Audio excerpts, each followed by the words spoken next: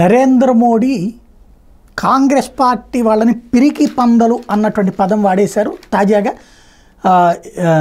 పిరికి పందలైన కాంగ్రెస్ పార్టీ నాయకులు పాకిస్తాన్ అణుబాంబులకు భయపడుతున్నారని ఘాటుగా విమర్శించారు. కాంగ్రెస్ మహావిపక్ష ఇండియా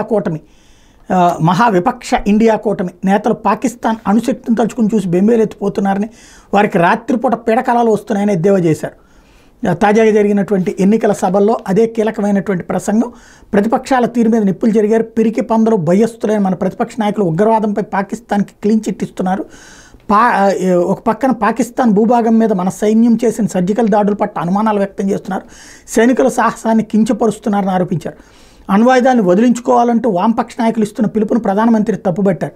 బహిరంగ సభల్లో ఆయన కీలకమైనటువంటి వ్యాఖ్యలు చేశారు. పాకిస్తాన్ గాజులు తొడుక్కుని లేదని మన విపక్ష నాయకులు అంటున్నారు. అయితే ఆ దేశం గాజులు తొడుక్కునేలా చేస్తాం, కడుపు నింపుకోవడానికి పాకిస్తాన్కి తిండి లేదని, ఆహార ధాన్యాలు లేవని నాకు తెలుసు, పాకిస్తాన్కి విద్యుత్ సైతం లేదు, గాజులు కూడా లేవన్న సంగతి ఇప్పుడు తెలిసింది. ఐఎన్డీఏ కూటమి అధికారంలోకి వస్తే ఏడాదికో ప్రధానమంత్రి మారుతారట, 5 ఏళ్లకు 5 ప్రధానమంత్రులు అనే ఫార్ములాని తీసుకొస్తున్నారు. నిజంగా అలా సంవత్సరానికో ప్రధానమంత్రి మారిపోతే దేశం ముందుకెళ్లడం సాధ్యమేనా? అలాంటి విధానం మనకు సరిపడదు.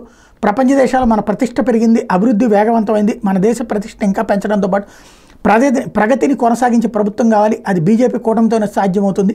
రాజకీయ నాయకుల నివాసాలు, కార్యాలయాల్లో దర్యాప్తు సంస్థలు సోదాలు చేసి స్వాధీనం చేసుకున్న డబ్బంతా ముమ్మాటికి పేదలకే చెందుతుంది. ఈడీ, సిబిఐ వంటి దర్యాప్తు సంస్థల కార్యాచరణ మీద ప్రతిపక్ష నాయకులు గగ్గోలు పెడుతున్నారు. వాళ్ళ అవినీతి, అక్రమ సొమ్మును స్వాధీనం చేసుకోవడం ఎందుకు కారణం అన్నటువంటి పాయింట్ విమర్శిస్తూ వచ్చారు.